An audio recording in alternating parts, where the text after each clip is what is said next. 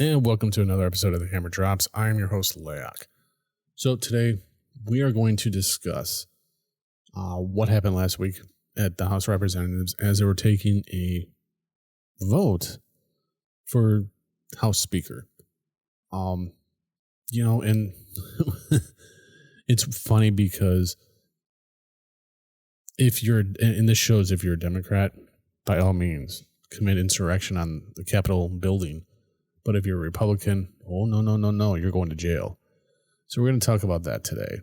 We're also going to talk about why I feel that Jim Jordan didn't get the necessary votes to be House Speaker. The 25 RINOs that voted against him. And then we're going to talk about who the Republicans decided to nominate as their choice for House Speaker. And why I think we would have been better with McCarthy at this point, honestly. This guy, the new one, I hope he doesn't make it in, but he probably will because he's a globalist and, he's going to give the Democrats and Biden and everybody what they want. So we're going to get into this and a few little other things on today's show. Sit back and enjoy. So let's start off with Rashida. Good old Rashida. This woman was at the protest inciting the group to commit this, to commit violence, to commit this insurrection, essentially. And yet, and this is a congresswoman. How can a congresswoman still have her position and do this? Well, let me tell you how. It's because she's a Democrat. That's how. If this was any Republican, that Republican would have been in some serious shit and probably suspended, voted out of office, whatever they do, that probably would have happened to them. I mean, remember January 6th? President Trump then told the people to exercise your First Amendment right and protest, non-violently. Go there and have your voice heard. She's inciting them, saying, they're not gonna listen to us, they're not gonna do this, they're not gonna do that. They think we're a joke. Where Trump wasn't doing that, and yet nothing's happening to her. She's all fine. And all these people that were at the January 6th got arrested, hassled, harassed, and yet nothing. And what I find funny is after this, and Jim Jordan didn't make it, and the reason why he didn't make it is because he's not a globalist, I don't believe. I don't believe he just doesn't fit what they wanted, because he wouldn't work with, the Democrats and Biden and concede to all the bullshit like McCarthy and this new guy's going to do if he wins. And that's why they didn't want him. Okay. And yeah, it did seem kind of fishy and funny how that's who the 8 Republicans who voted against, to get McCarthy out, they backed, Jordan. And I think that was pretty much the nail in the coffin right there. Once they backed Jordan, that was it. There was no way Jordan's going to win. He actually lost votes. So, and, Jordan isn't he wasn't pro the Ukraine thing as well, which would have been good for the people. But now, as you'll learn later on in this episode, what we're going to have to contend with. But if anything shows you what happened that day with these people going into unrestricted areas in a state capital, and while they are holding a live vote and essentially stopping that process along the way. Now, if this was anybody else, it'd be arrested. But I guess if you're a Democrat, it's okay. It's okay to do this because, let's face it, you're a Democrat. But if you're a Republican, better watch out. You're going to get arrested, hogtied, thrown in jail. You'll wait to have your court date. You'll sit in solitary confinement until they break you, essentially. And then you'll probably sit there even more. They'll ruin your life because you're a Republican or you're conservative or you follow, Trump. You believe in what Trump has to say and all that stuff. So that's pretty much why nothing will happen to these people that went in just last week.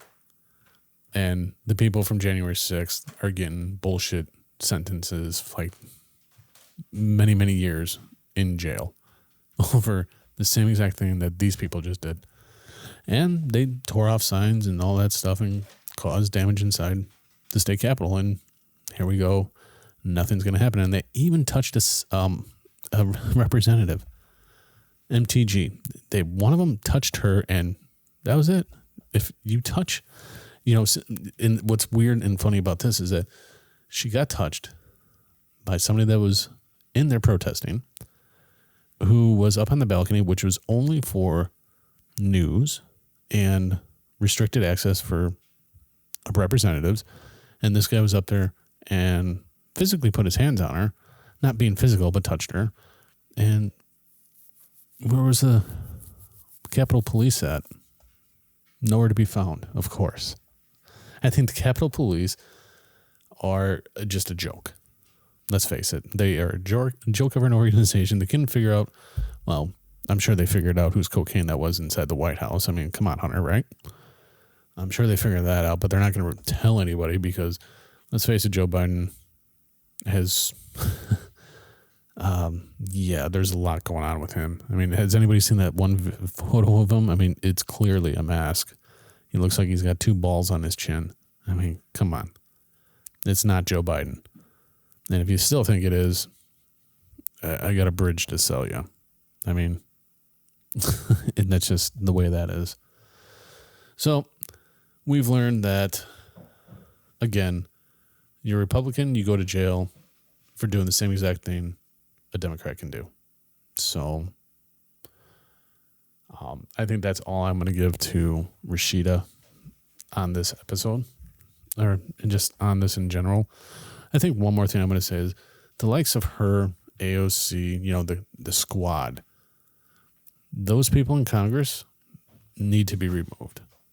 And what I also want to say is the people need to remember the 25 that voted against Jim Jordan, the 25 RINOs, and make sure that those 25 don't get reelected. And that even means McCarthy as well. And I'm going to have to go on a limb here until I see something from like Lauren Boebert and Matt Gaetz. I'm a little kind of concerned about them as well because it's just, I don't know.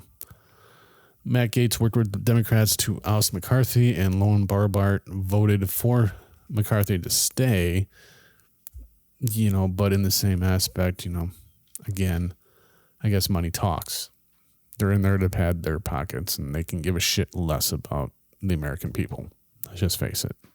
That's just the way it is. I mean, I think we need to just, accept that at this point. So, one more thing about her. She was actually, okay, now this lady, Rashida, she is on the Intelligence Committee for the House, okay? And she knew that what she was saying was false the whole time she was saying it. She was claiming that Israel shot a rocket, hit a hospital in Palestine, and killed a whole bunch of people, when she knew, and it came out later that it actually hit the parking lot, but she knew that going ahead of her little speech. And you can find her speech on X. It's all over the place. I personally won't be playing it because I'm not giving her or that movement any more than what I just gave it. The last thing I'm going to give for this movement is this is the same setup that 2020 had with BLM. this pro-Hamas Palestine stuff that is going on, I think is essentially going to evolve into what BLM was, but a lot worse come summertime. So be careful out there, especially if you're in big cities, because they're gathering. I know winter's coming, so we all know that because now it's going to be wintertime. They're all going to crawl back into their homes because it's too cold for them. But as soon as it gets warm out, count on this all to be happening again. So with that being said, let's move on to our next topic, Mr. Tom Emmer. Oh, good old Tom Emmer. A lot of people probably don't know who Tom Emmer is, but I will tell you this. He is a globalist. He is a warmonger. He is pro-Ukraine. He is not pro-Trump. He's against Trump 150%. And I'm just going to go on a limb right now. And before I even get started here, you know, one thing I have prided myself on my whole life is I don't necessarily, the way I vote is I vote for who I feel is going to do the best possible job for the American people. And that's as far as president, and that's my congressman, so on and so forth. Even local elections, who I feel is going to do best. Unfortunately, you know, well, we see where that's going. And it's not really unfortunate, but basically, what I'm gonna go on my limb right now, and I am going to announce who I'm going to support in the 2024 election if he makes it. If this person makes it, this is the person I'm going to be voting for in the primaries and in the election. I'm 150% behind Trump at this point. I will vote for him in the primaries, and if he makes it to the elections, he has my vote. If for some reason it's not Trump, and I'll have to look, because if it's not Trump, some of the other Republicans I'm not too fond of. Vivek, he just has this aura of this newbie, kind of like Obama had. So I'm kind of, and he's wishy-washy on a lot of the shit that he's been saying. He tries to backtrack a lot. So I'm kind of on him. DeSantis, I used to be big on until I started doing some digging on DeSantis. And DeSantis, no, he will never get my vote ever. I will vote for Vivek before I vote for DeSantis. I will vote for Nikki Haley before I vote for DeSantis, if that says anything. Hell, I would vote for Robert Kennedy Jr. before I vote for DeSantis. So, moving forward, 2024, I'm on the Trump train, and I'm going to do everything on my power on this show to, help others understand Trump. Bad tweets and all. So, now, let's move on to Tom Emmer. So, Tom Emmer, he has been in office since 2015. He is very moderate. He's a moderate Republican, which we all know what that pretty much means. He's bottom line, he's almost a fucking Democrat. He's a RINO. He's just Republican in name. That's all he is. This guy, he has, again, like I said, he's moderate compared to other House Republicans. He voted in favor of federal legislation recognizing same-sex marriage last year, which, you know what, I guess if I have to say that I'm a conservative or a Republican, that's fine. I don't really see a problem with this same-sex marriage. Hey, everybody, each to their own. Just leave the kids alone. Let them make their own minds up. That's what I've been saying the whole time. So that's not an issue for me. He also voted to certify then President Trump's defeat in the 2020 election. So, I mean, he's not a Trump guy. The thing that drives me nuts is that, he supports aid to Ukraine. So essentially he supports more money, more of our tax dollars to go to Ukraine, which we all already know that Joe Biden that's what he wants. He wants Ukraine, Ukraine, Ukraine. Send money, money, money. Yeah. So, one thing that Trump did say, he went on to TruthSocial today, and he did say voting for a globalist RINO like Emmer would be a tragic mistake. And I have to agree with him. It's going to be a mistake because all Emmer's going to do is side with the Democrats. And at this point, you might as well just give those 5 extra votes to Jeffries and just let him become House Speaker at this point. Let a Democrat take it. 99% of people in the House and our politicians, they don't care about us. And it needs to be 99% of them need to be eradicated from the House and our Senate, and new people need to be voted in. So we need new conservatives to come up and go up against those. People like Mitch McConnell, they need to go. So this Tom Emmer, the 25 that voted against Jordan, they all need to go. And I'm going to do everything in my power to do what I can to help people to realize that, because I have listeners all over the United States and in their areas as well. So hopefully, we can get this out there a little bit more. And speaking about that, if you do like this episode and you like what I'm doing on the show, share the episode with one of your friends, somebody in your family. By doing something like that, it's going to help get the show out there and break the algorithms that are keeping podcasts like this one from a newer audience. It's making it harder on us, but with your help, by just sharing it, giving it a like, following on your podcast platforms is going to help out a great deal, and it will be greatly appreciated. It'll continue me to be able to get out to more people. So if you can do that for me, that would be completely and totally awesome.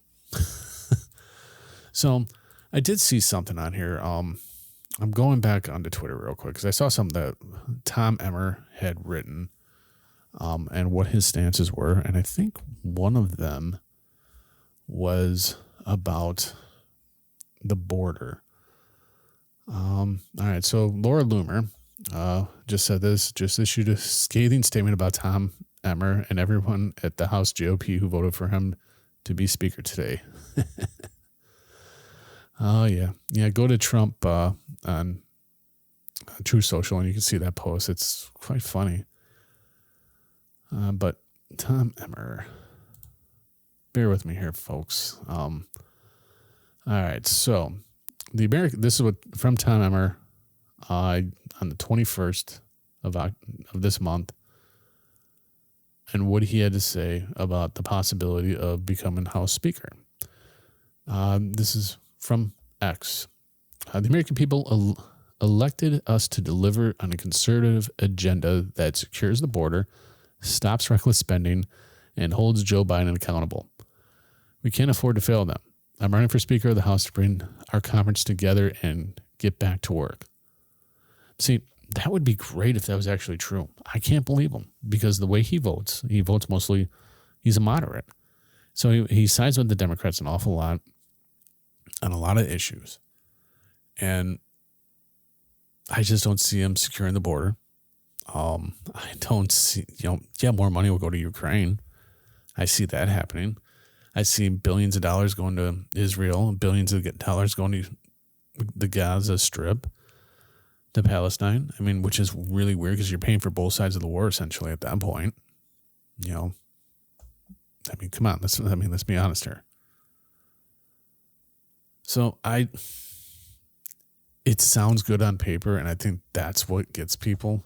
That's what the American people need to see, because anybody that sees that, they're gonna be like, "Oh, that's great. Yeah, the border needs to be secured."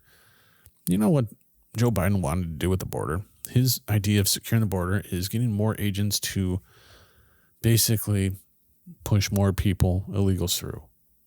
If you want to secure the border, put up the wall. I mean, let's be honest, we need it. But is it too late now?